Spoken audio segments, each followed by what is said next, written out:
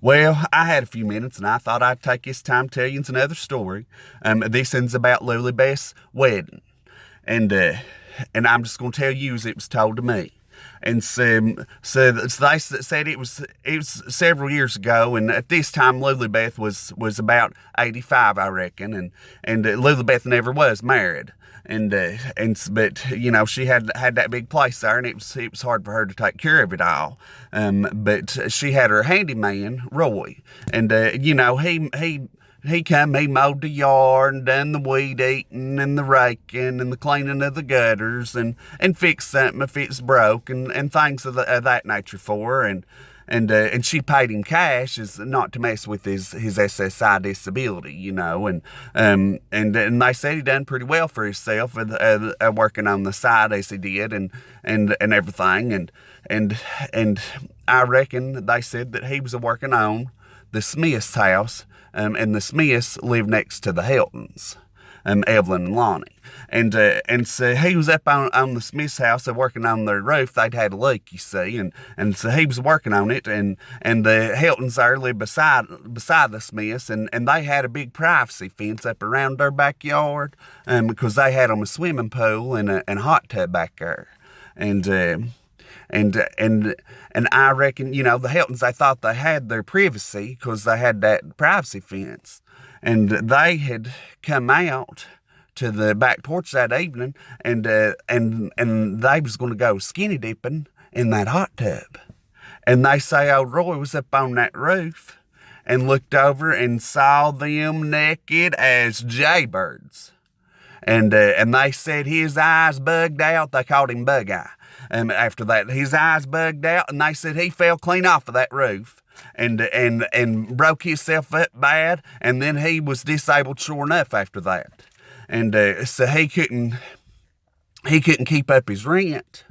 And so he went to Loulie Beth and asked if it'd be all right if he moved into one of her spare rooms in exchange for him doing the keeping the yard mowed and fixing things and stuff. And Loulie Beth, being the good Christian woman that she was, she said, now I don't know about that. I just don't think I could have a man living under my roof and us not married.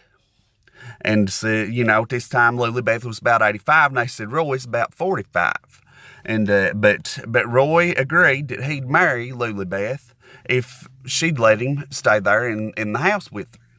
And but Loulie Beth, Lord, she was sharp. She might have been 85, but she still had her mind. And she told Roy, she said, now Roy, she said, I am an old woman, and I don't plan on you getting nowhere near my nuptials, but I still want a prenuptial agreement. So she went and got it drawn up, and I reckon they signed it, and then they got married, and Lord, I reckon it was the prettiest wedding you ever see. They said that Loulie Beth wore white, and Lord, they said it was something to see. They said it sure was. It was something to see, and. But then after the wedding, I reckon they had no honeymoon. They didn't go nowhere. They just went on back to Loulie Beth's place, and everything was going pretty good. I reckon going pretty good. And they said one day Loulie Beth was a fixing supper, and she was making soup, beans, and cornbread. And they said that she done got the cornbread done, had it sitting on the stove in a cast iron skillet. That's the best cornbread. That is the best cornbread made in a cast iron skillet.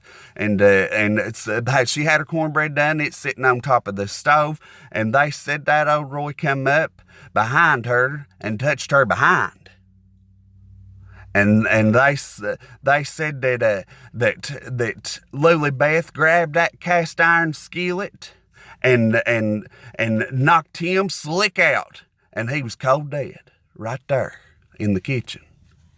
And so naturally she called the ambulance, and then the ambulance called for the sheriff in the corner.